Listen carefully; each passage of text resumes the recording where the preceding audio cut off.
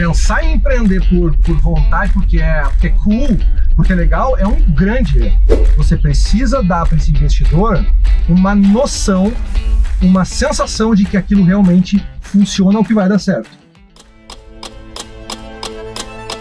O que eu tô fazendo agora? Se dinheiro e tempo não fosse um problema para mim, eu continuarei fazendo. Seguir melhorando, seguir se aperfeiçoando para você, complementando cada vez mais a experiência do cliente. Você gosta dessas marcas, da maneira como elas se posicionam.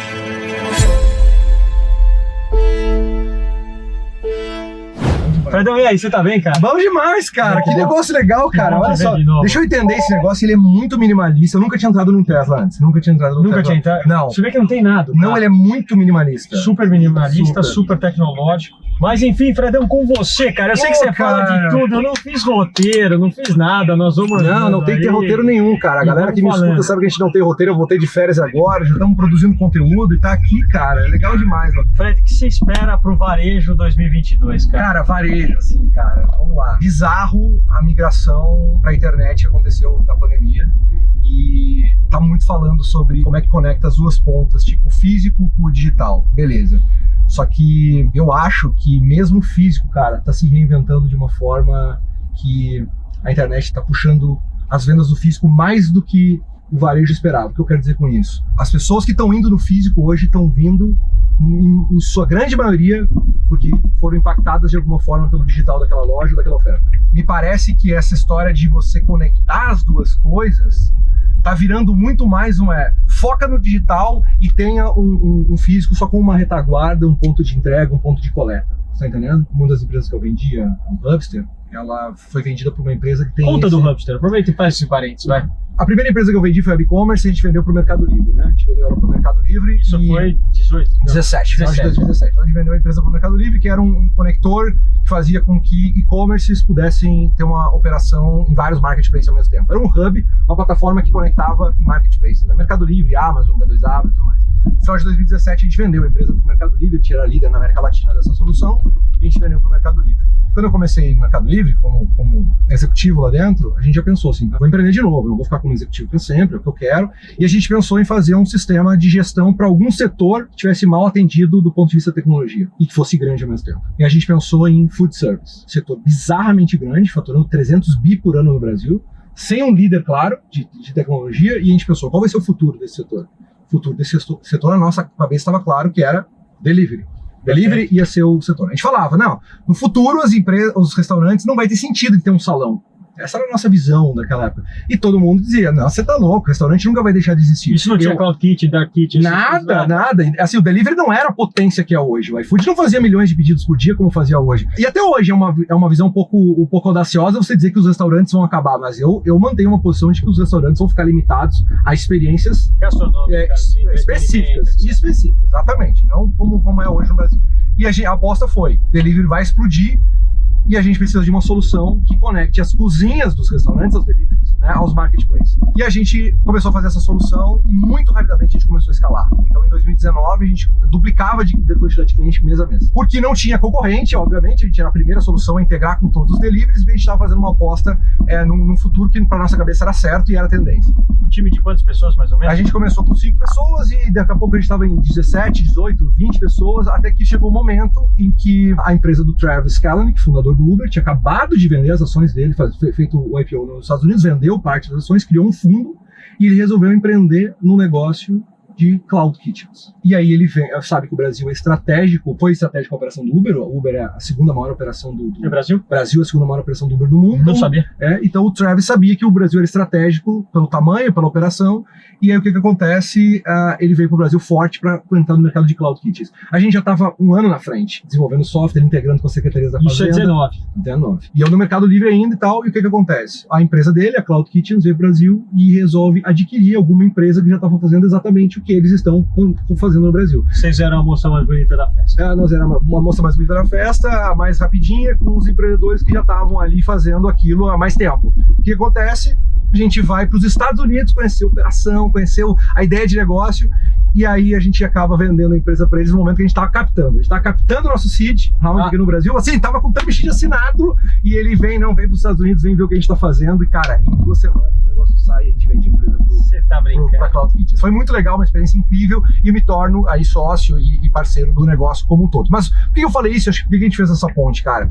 O ponto é, como é que eles olham o futuro? Se você escuta esses caras falando, o cara pega e ele fala, e mais ou menos a conversa e a proposta do negócio é a seguinte: a pergunta que me fizeram me deixou assim alguns segundos em silêncio, que é: você acha que no futuro vai existir postos de gasolina? Você acha que no futuro vai existir lojas de shopping centers como existem hoje? E o que ele fez outra pergunta: o que esses imóveis, essas lojas, esses postos de gasolina têm em comum? Eles estão muito bem localizados, próximo da casa das pessoas, em localizações privilegiadas hoje.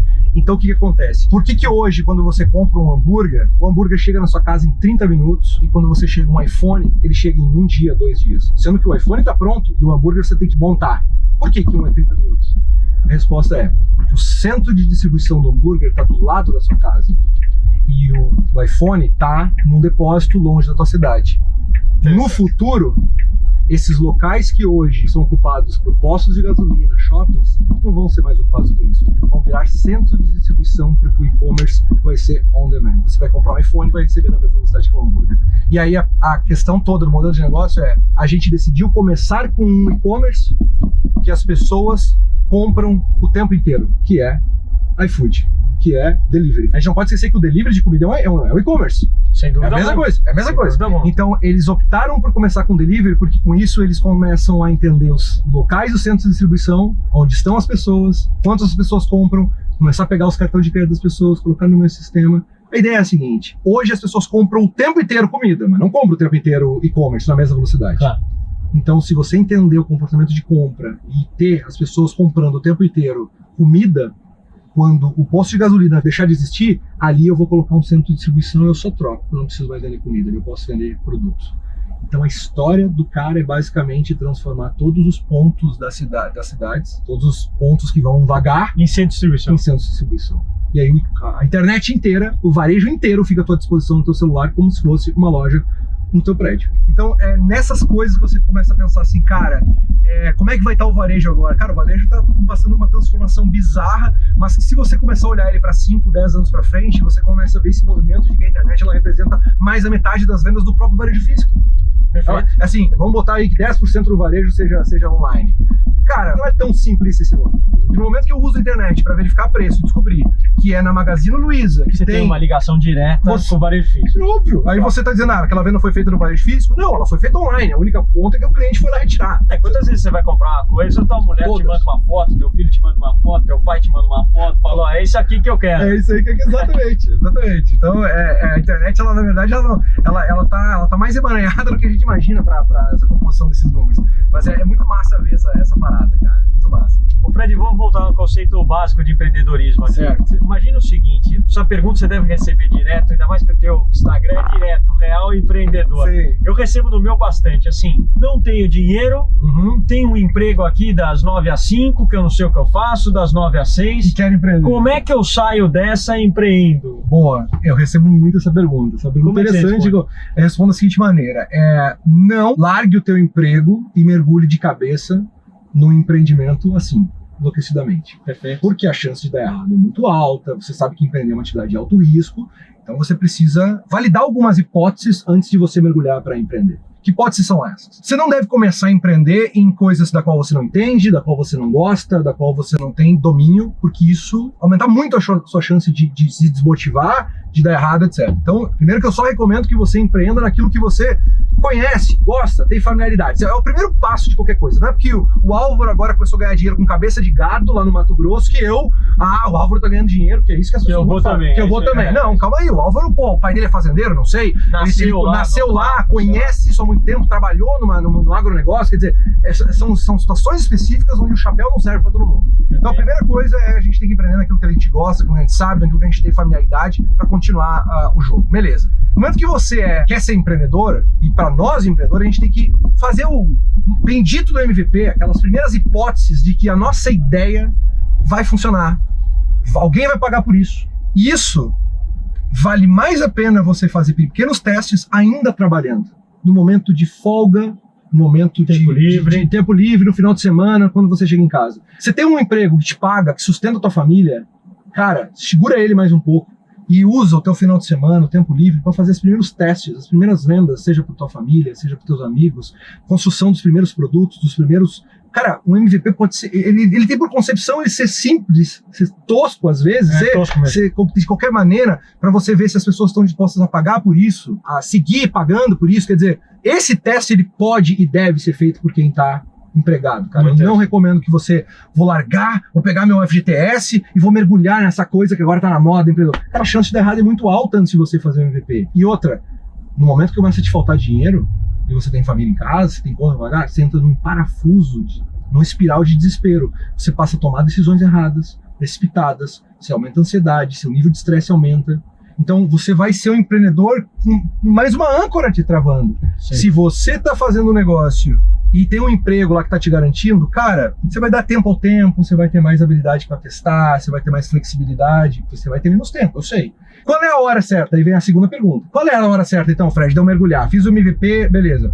O que eu recomendo é, quando a nova atividade, o novo negócio que você está testando, mostrar traços de que ele está crescendo em termos de receita e de faturamento, ou já consegue pagar as suas contas mensais, só para você não ficar no perrengue, esse é o momento de você dizer, beleza, agora tá não. Porque se eu, uma parte do meu tempo, já estou fazendo o negócio crescer, imagina eu o tempo inteiro.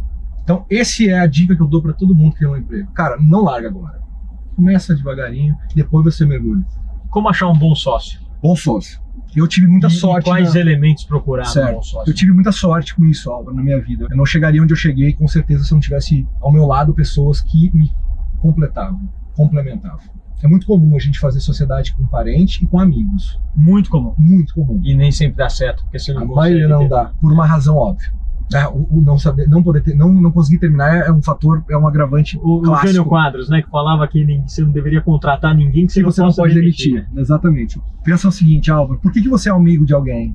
Por que você se junta com um parente para ser sócio? Porque vocês são muito parecidos, muitas afinidades. Vocês pensam muito parecidos, vocês são bons às vezes tem coisas. Às vezes são bons vendedores ou são introvertidos ambos e aí gostam de ficar mais no back. Em geral, para vocês nutrir esse laço de amizade, vocês são muito parecidos. Quando vocês começam a empreender, vocês vão ser bons, provavelmente, nas mesmas coisas. E nada errado com isso. Só que aí você precisa de pessoas que também sejam boas naquilo que vocês não são. E o que acontece com pessoas boas? São caras. No início você tem contratado aí uma pessoa cara. E aí te ferrou o teu negócio. Você já começa errado. Por isso que sócios... A coisa mais importante, é óbvio que você tem que ter alinhamento de interesse, divisão de vida, de momento de vida, acho que super importante também, não dá pra ficar um cara muito... Momento importante. Momento, né? Claro. Exato. É você conseguir achar uma pessoa que, além disso, óbvio, seja complementar às suas skills. Assim. Se você é vendedor, arrume um sócio que é bom vendedor. Se você é bom de financeiro, de planilha, de planejamento, de organização, aí sim arrume um cara que é bom de vendas, que fale, que converse. Ache pessoas que complementam aquilo que você não gosta ou não é bom.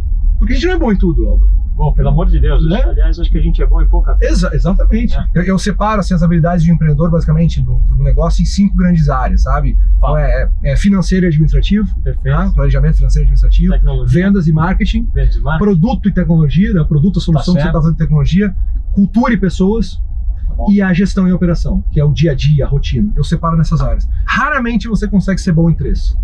Mas tem que ser muito genial para ser bom em 3. Você consegue ser bom em uma, provavelmente os empreendedores são muito bons em uma, são bons de verdade em 2, e os geniais pincelam uma terceira, mas a 4ª e a 5ª pode esquecer. Você só tem noção, você só tem uma noção. São virtudes distintas. São virtudes distintas, ela quase como são excludentes. E o que acontece? Quem é que vai estar na 4ª e na 5ª? O teu sócio, os teus sócios, né? Você tem isso nas suas empresas? Não? Você teve? Penso demais. Desde o começo, eu acho que eu sempre empreendi com sócio, nunca empreendi sozinho, gozado, em nenhuma empresa. Eu comecei com o Team Hunter, nós éramos em 4 caras completamente diferentes, valores iguais, skills complementares. Na Tarpon nós éramos em 4, também muito diferentes. Hoje eu ensino a moçada a pensar nisso antes ali. Quando você junta ali na aceleradora da Link, você vê e fala, poxa, o que tá faltando aqui? Sim. Cara, tá faltando aquele cara crica de operação, detalhista, o cara que vai entregar o que esse busteiro aqui tá vendendo. Exato, Que consegue vender, né? E ele é bom pro comercial, Claro. ele é bom pra ter o Instagram, ele é bom pra aquilo, mas pra entregar ele deixa um monte de rabo pra trás. Ainda mais a Link, que a galera tá numa turma de amigos, né? Então Pois é mais é. fácil se juntar a pessoas que são com afinidades parecidas. Então, isso passou a ser consciente, mas no começo não foi, não. Acho que eu dei. Vou pôr na conta da sorte. É, eu também. Os sócios iniciais. Você acredita em sorte, Alba? Eu acredito em trabalho. Eu acho que as oportunidades aparecem. Eu adoro aquela frase que agora todo mundo assina ela, né? Mas toda vez que a sorte me procurou, ela me encontrou trabalhando. Isso eu acredito muito. Exato. E me procura oferecer como exemplo disso. Eu sou um cara que acredita muito em dedicação, em atenção, em energia dedicada. Sim. Tem uma frase que eu costumo pensar e usar bastante em relação à sorte, que é o seguinte: sorte é o nome que a gente dá para aquele evento que acontece quando a oportunidade encontra a preparação. É uma boa frase. Porque as oportunidades estão o tempo inteiro, só que se você não está preparado, você não vai aproveitar. E aí, quando a gente aproveita uma oportunidade, as outras pessoas, ou a gente mesmo diz, foi sorte. Mas na verdade foi o encontro de dois fatores, né? É verdade. Uma oportunidade com uma pessoa preparada. Bom, outra pergunta que fazem bastante, deve fazer lá também. Poxa, como é que eu consigo um investidor? Todo mundo quer o tal do investidor, acha que vai passar a ter salário. Acha que é isso que salva, né? Salva tudo. Vou conseguir gastar dinheiro em marketing, ter equipe, fazer meu produto independente se vai vender ou não. Sim. Que horas procurar um investidor e onde procurar um investidor? Vamos lá. Pergunta para startup, essa aqui ou não? Para startup? Para startup. Então tá bom. Cara, assim, se você não tem nenhum track como investidor, como empreendedor, não foi executivo de uma grande empresa, não realizou grandes feitos, é muito difícil, eu diria quase impossível, você conseguir cheques muito grandes logo de cara, sem validar alguma coisinha, algum cheiro de que o negócio vai dar certo, algum teste, alguns primeiros resultados, clientes, usuários, assinantes, qualquer coisa. Alguma coisinha você tem que mostrar. Senão é muito difícil. Por quê? Porque o investidor está colocando o dinheiro dele numa atividade que é extremamente arriscada e o objetivo dele é mitigar risco. É colocar dinheiro com o mínimo de risco que ele puder.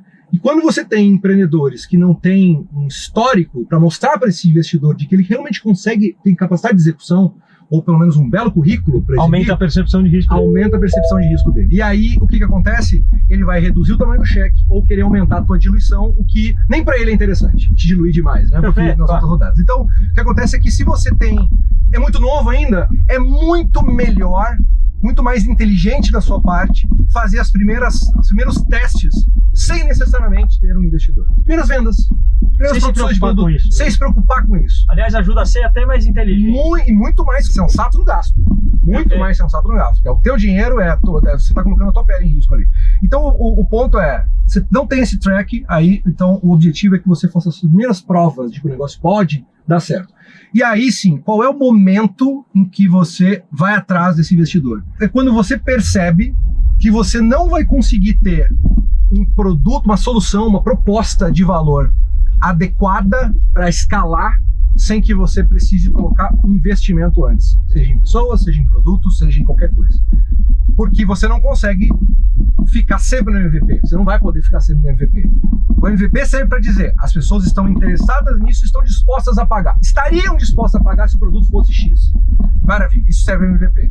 No momento que você tem essa comprovação e você chega com o investidor e fala, eu provei que as pessoas querem, gostam, pagariam por isso. Agora o que eu preciso é materializar o meu MVP. Tirar o MVP da frente e transformar isso num produto que comece a ser vendido. E aí, quando você percebe que não tem como você chegar nessa solução, nesse produto, nessa oferta, nessa proposta, sem colocar dinheiro antes, esse é o momento que você vai perceber que você precisa. É por necessidade, não por vontade. Exatamente. Nossa, pensar em empreender por vontade, porque é cool, porque é legal, é um grande erro. Entenda, você não está pegando dinheiro para colocar no seu bolso. Não é isso que o investidor está querendo fazer. Ele está querendo pegar o dinheiro e nada vai para o seu bolso. Nada, galera, nada. Às vezes eu pergunto, e quanto disso vem para o meu bolso? Se eu captar 1 milhão, eu posso pegar 500 mil para mim? Cara, ainda pegar um salarinho de 20, um saláriozinho. O que acontece é que sim, você vai ter que botar no teu business plan ali, palavra legal, né?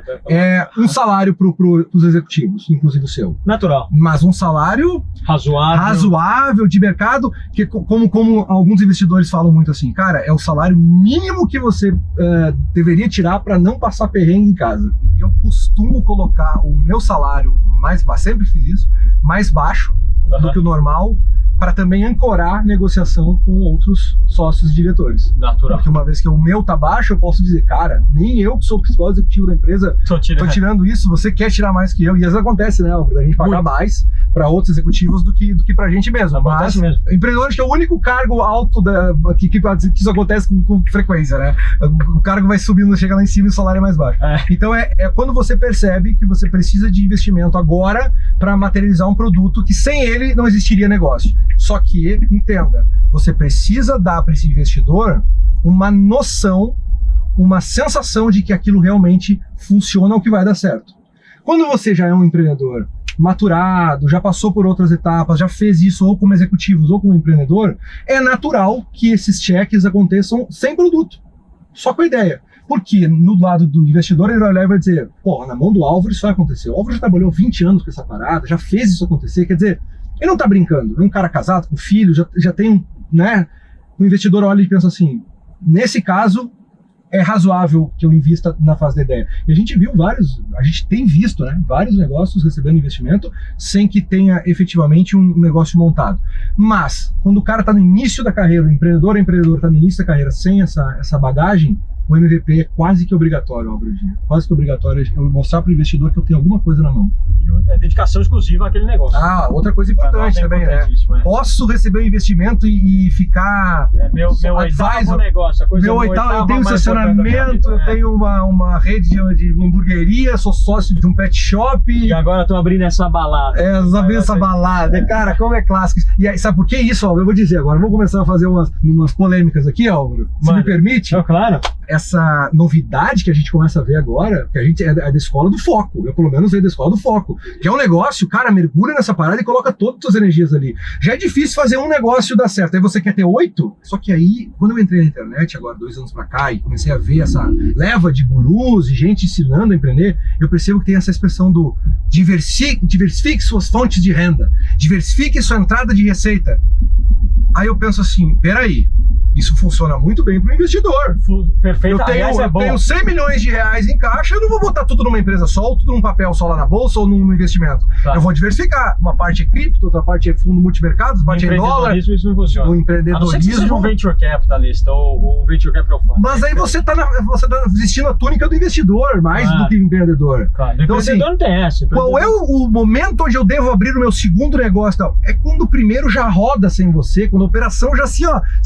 Você é figurante lá. Concordo 100%. Você vai para um outro negócio, sendo que o primeiro nem escalou ainda, e aí eu vejo muito isso, diversifique suas fontes de renda. Então eu tenho uma hamburgueria, eu tenho um salão de beleza, eu tenho um estacionamento, eu tenho uma balada, e agora estou abrindo uma franquia da Cacau Show. Eu falo, cara, por que você está fazendo isso? Porque o guru lá falou que eu tenho que diversificar as fontes de renda.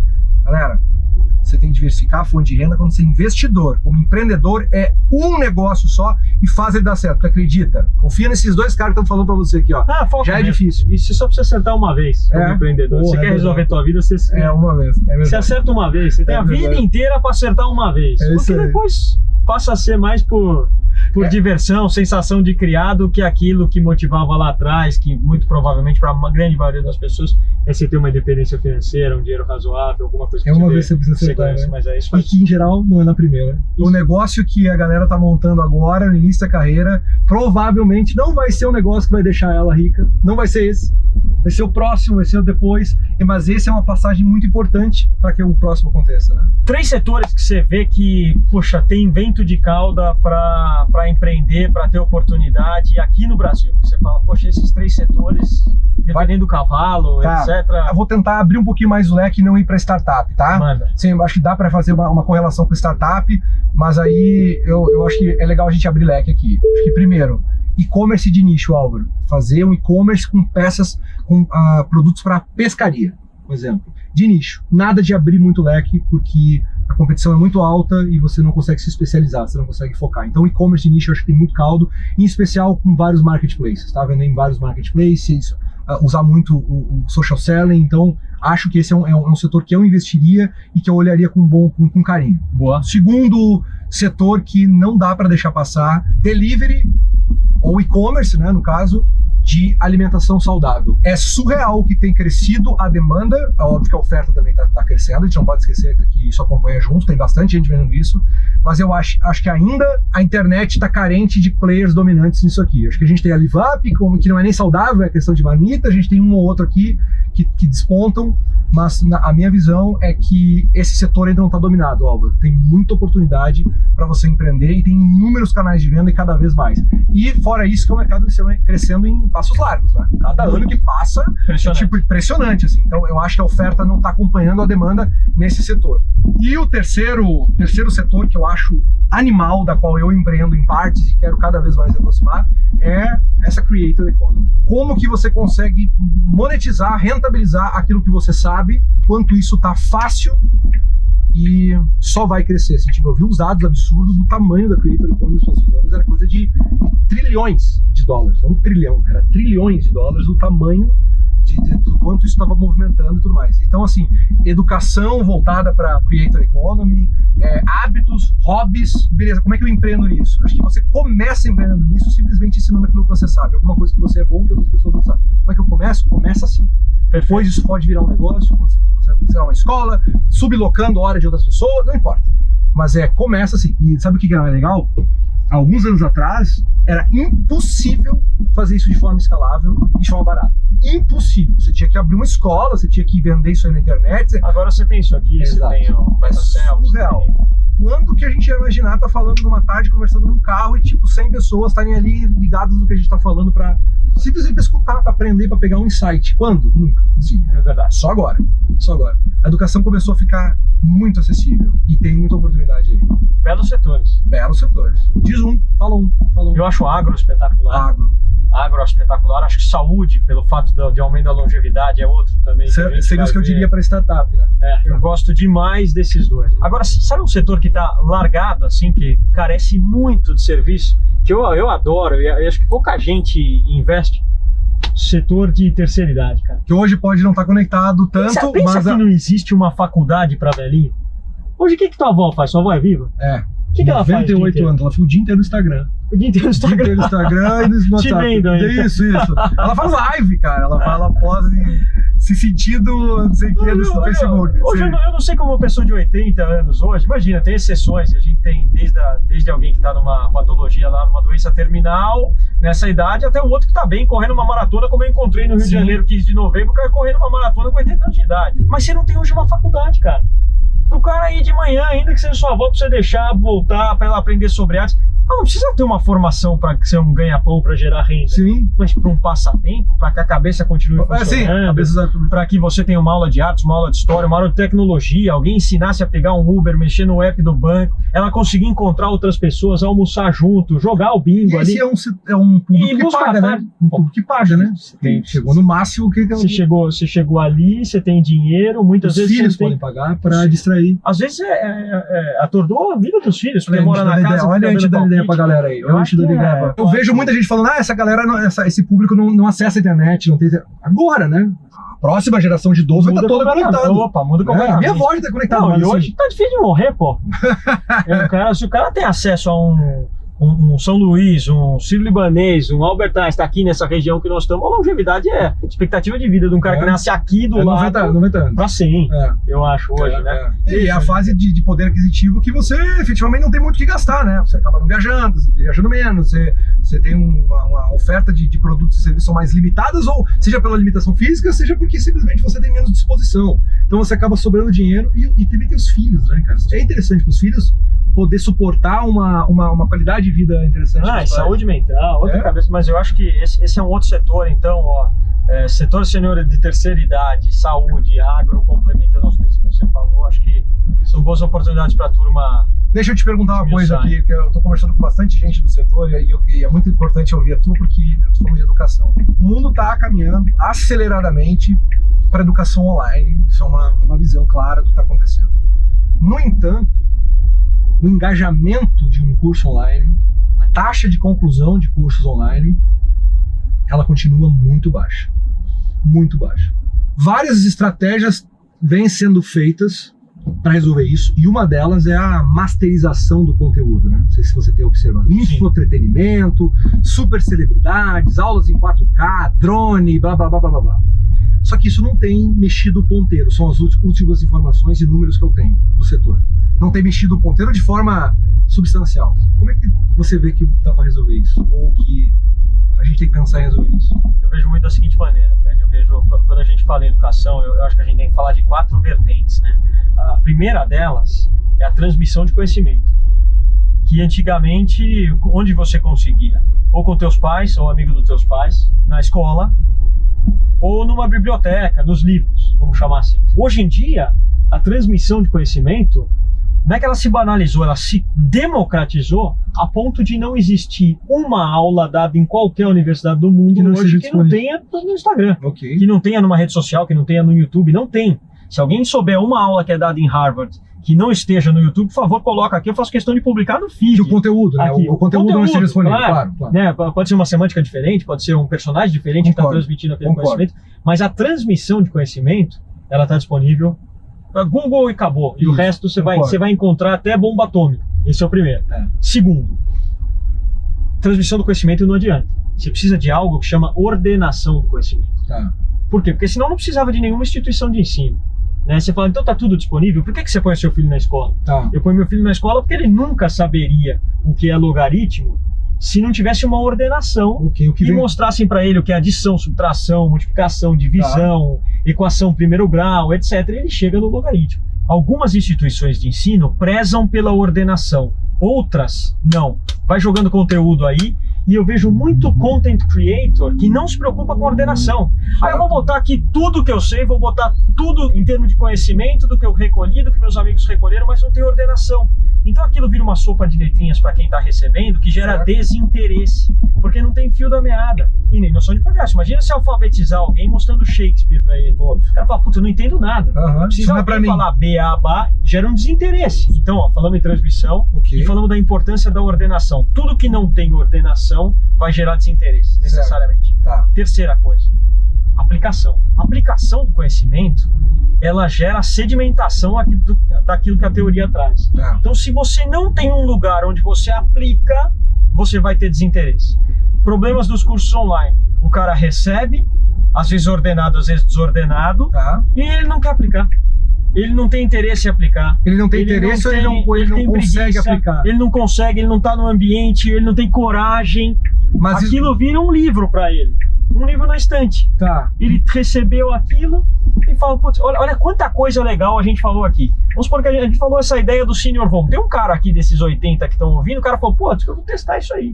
Os outros 79 falaram, puta, que legal, é verdade que o Álvaro e o Fred estão falando e não vai aplicar. Né? Eu acho que quando você gera um ambiente saudável à aplicação, e esse ambiente, se ele for físico, ele é palpável, no online é possível fazer? É possível fazer. O metaverso está aí para ajudar nisso, está aí para ajudar isso. Sim, mas eu daria um passo atrás, Álvaro. Eu daria um passo atrás, que é o seguinte. Primeiro, tá claríssimo esses 3 pontos. Acho que a metodologia toda conversa aqui. Mas eu tô dizendo o seguinte, numa aula presencial, ou seja, o cara que tá lá na Link, o cara que tá em qualquer instituição física presencial, ele vai até o final do curso. Ele vai, putz, eu não quero assistir aula hoje, mas ele pega o ônibus dele, ele vai, pega o metrô, ele vai pra faculdade, ele senta na cadeira, escuta, dorme, fica no celular, não importa, ele tá lá. Quando o cara compra o curso online, que é a mesma coisa e às vezes tá organizado, é bacana o conteúdo, nem foi na aplicação ainda, porque eu nem tô indo ainda pra aplicação, ele diz assim, chega, não quero mais. Porque você não tem a cenoura do final que a faculdade, que a instituição de ensino tem, e que é o que ele tá atrás, que é o diploma. Então você acha que o cara tá na faculdade hoje pelo diploma. Mas mesmo o curso online com diploma, Álvaro, ele tem uma evasão muito alta também. Desinteresse. Não tem outra coisa. Por que alguém não faz alguma coisa? Ou porque ele não sente que é produtivo, ou porque ele não tem prazer, ou porque ele não vai ganhar nada com aquilo. Certo. Né? Se ele tiver prazer, ele vai ficar. Se ele tiver produtividade, ele se sentir útil naquele negócio, ele vai ficar. Sim. E se ele tiver uma cenoura que ele vai poder usar, ainda que ele passe o perrengue de 6 anos de medicina, diploma no caso. Que é o diploma no caso, ele vai ficar. Se ele não tiver nenhum desses 3, por que ele vai ficar? Saquei. Você acha que daria pra gente mexer na metodologia ou na exibição do conteúdo, na entrega do conteúdo de alguma outra forma, que tornasse aquilo mais interessante. Daria, mas não sei se é escalável. Porque você tem que partir do pressuposto do objetivo dele. Se você falar para mim assim, puxa vida, Álvaro, que curso você faria? Eu vou falar algum que atenda o meu objetivo de hoje. Tá. Então, a primeira coisa que você tem que fazer para aumentar ou diminuir churn de um curso digital é entender por que ele está fazendo aquilo. O que ele espera daquilo, por que ele quer. Só que aí você vai ter que perguntar um a um, nem todo mundo tem essa paixão. E produzir esse conteúdo ou essa especificidade, você está dizendo que é muito caro. É muito caro ou não escalável. Saquei. Fred, você tem um conhecimento super profundo de startup, de negócio, você tem um resultado colhido de ter vendido uma companhia para uma grande companhia, uma outra companhia para outra grande companhia, você tem noção de investimento, você tem noção de pitch, você tem noção de MVP, você tem noção de time, ó quanta coisa a gente percorreu aqui. Cara, quantos livros eu precisaria ler para chegar nas 8, 9 perguntas que eu te fiz? Sim. E que você deu respostas espetaculares. Então, eu acho que a educação do futuro vai atender o aluno no ponto que ele quer, não mais, não menos, não adianta espuma. Sim. Ele só quer saber aquilo, e nem antes nem depois, naquele determinado momento. Tá. Eu tenho o teu telefone, eu posso falar, Fred, cara, me ajuda aqui numa questão. Tá. Não tô conseguindo resolver, cara. Você pode falar pra mim, pô, Álvaro, tem a pós-graduação lá da Fundação Getúlio Vargas que vão te ensinar cap table, cara. Faz aí 2 anos, toda terça e quinta, das 7 às 10. Não é mais fácil eu passar a mão no telefone pra você, Fredão? Me ajuda aqui a fazer essa cap table, cara. Tem um cara aqui que tá querendo dar 30% investidor anjo. Não vai complicar a vida dele quando ele for fazer um Series A? Pronto, 2 parágrafos eu resolvo isso pra você. Né? Você vai me dar 1, 2, 3 pontos que vai me fazer parar pra pensar e falar, putz, a vida, tá aqui o conhecimento que eu queria. Eu economizei uma pós na GV, em dinheiro, em tempo, em tudo. Então eu acho que o curso digital, ele tá muito mais voltado para quem quer falar do que o interesse de quem quer ouvir. Ou de alguma forma fazer com que um computador ou uma inteligência artificial entenda ou de algum segmente ali e mostre para vocês apenas aquilo que você quer escutar, quer ouvir, quer aprender. Exatamente. Você acha que o futuro da educação passa por aí? Tenho certeza absoluta.